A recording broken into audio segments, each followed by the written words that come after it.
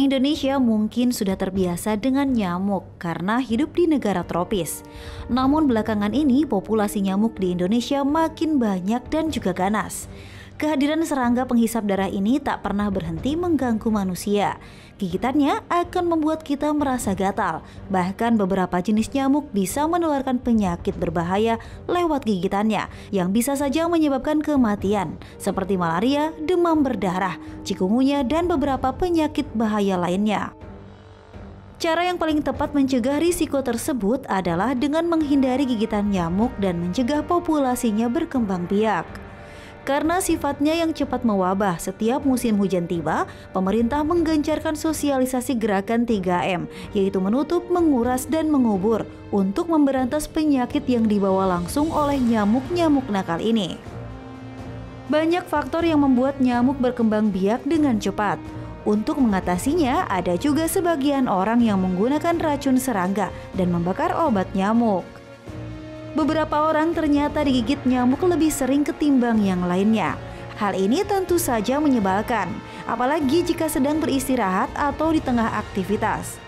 Satu gigitan nyamuk bisa berakibat buruk bagi kesehatan. Jadi selalu lindungi diri Anda dan juga keluarga dari gigitan nyamuk. Bagaimana caranya? Simak dalam pembahasan berikut ini hanya di Ayo Hidup Sehat. Nyamuk nakal, ya kita hidup di negara tropis ya, tentunya pasti banyak nyamuk-nyamuk nih. Dan kalau Dita nih suka dikit nyamuk gak, Dit? Suka sih, itu kayak musuh terbesar gitu, apalagi kalau mau tidur gitu ya, harus berantem dulu sama nyamuk. Dan kita harus tahu nih, apa saja penyakit yang disebarkan atau dibawa oleh nyamuk. Dan sudah ada di tengah kita Dr. Adityo, spesialis penyakit dalam. Siang dok, apa kabar? Siang, apa kabar? Baik dok. Ya, baik. Nah dok, kalau misalnya ngomongin bermasalah dengan nyamuk nih ya, katanya itu nyamuk itu hanya menggigit manusia. Itu fakta atau mitosnya sih dok? Atau dia menggigit yang lainnya juga nih? Ini ada lagunya sih dulu. Iya. Nyamuk kecil. Nyamuk nakal. Nyamuk nakal.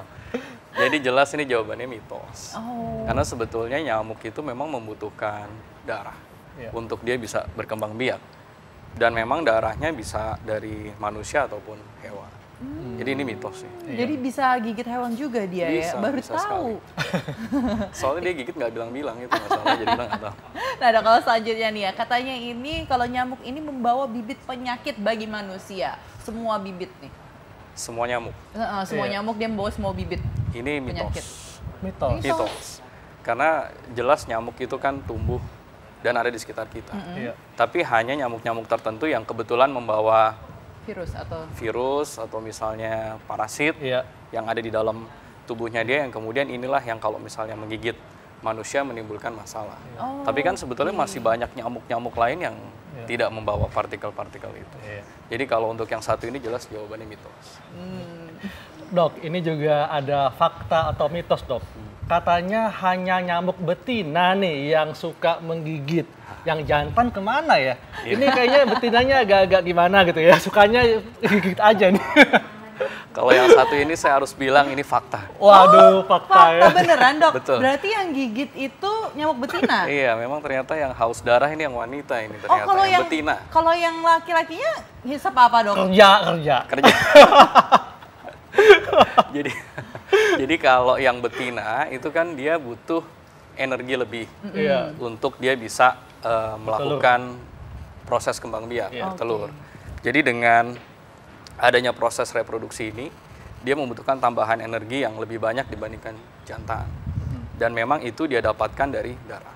Sementara kalau yang jantan karena dia tidak punya kemampuan untuk melakukan ini, jadi dia tidak menggigit menghisap darah, tapi mungkin dia malah menghisap nektar. Nektar itu yang di sari bunga itu. Sari bunga. Oh beda ya ternyata. Betul. Nyamuk itu juga menghirup nektar ya, kayak kupu-kupu dong ya? Iya mirip memang, mirip betul. Kalau misalnya nih ya dok ya, kalau misalnya kita lihat nyamuk nih ya, jumlah nyamuk itu di musim kemarau tuh lebih banyak daripada di musim hujan. Itu mitos atau fakta dok?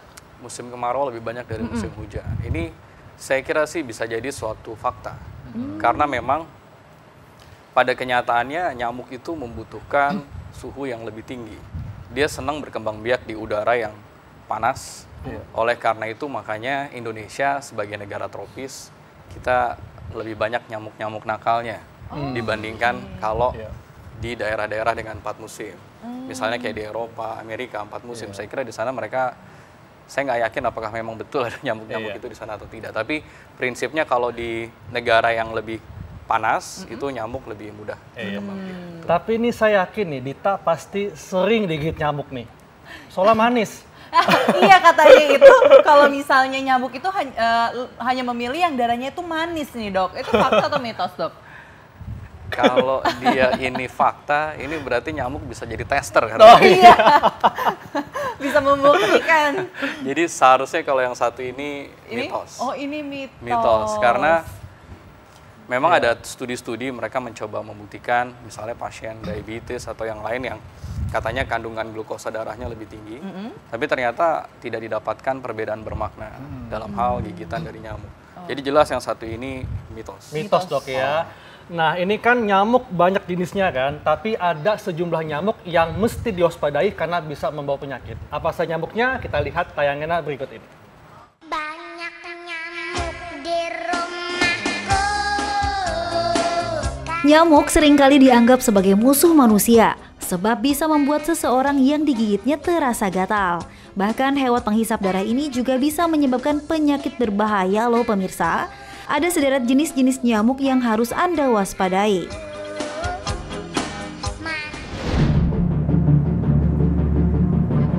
Seperti nyamuk Aedes aegypti misalnya.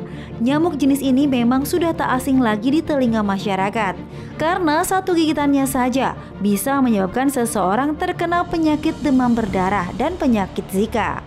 Nyamuk yang berwarna hitam disertai garis putih ini aktif di pagi hingga siang hari. Juga gemar bersarang di air jernih.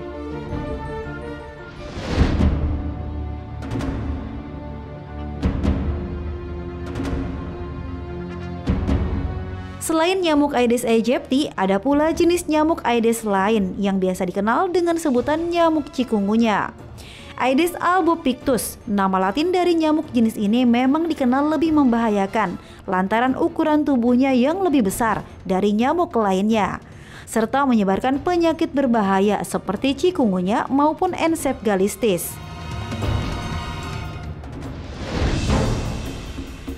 Ada pula nyamuk yang seringkali berada di dalam rumah. Nyamuk rumah ini seringkali menggigit pada malam hari.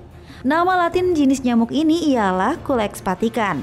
Nyamuk yang sering menempel di mana saja, seperti di pakaian atau dinding rumah. Nyamuk ini bisa menyebabkan penyakit membahayakan seperti filariasis atau kaki gajah.